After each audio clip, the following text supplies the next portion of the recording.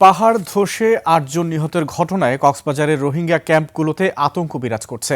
ঘটনার পর ঝুঁকিপূর্ণ এলাকার কিছু পরিবারকে লার্নিং সেন্টারে সরিয়ে নেওয়া হয়েছে। অনেকে স্বজনদের অপেক্ষাকৃত নিরাপদ আশ্রয়েও চলে গেছেন।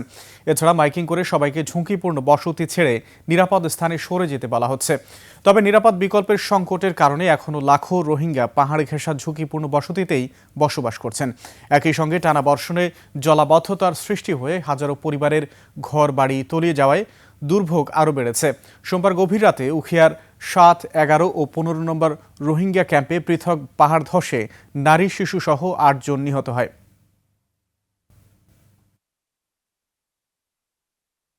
রাইতর 1টা বাজে তো এরকম বড় হান্দা ছিল, তখন হান্দা ভাঙারও মাপ 3জন মারা গিয়ে তো আগাদা আছে কেন অনাগা তো বালুয়ালি ক্যাম্প তো খান্দা ভাঙি বেশি মানুষ মাগাতো গিয়ে খান্দা ভাঙি আগাদা আছে সদু মাছ গালি গিয়ে আর সদু মাছটা আছে ক্যাম্পর না আছে গাড়বাড় নভা কিছু নভা করতে জৈব খান্দা ভাঙে মানুষ বেশি নির্যাতন হয়।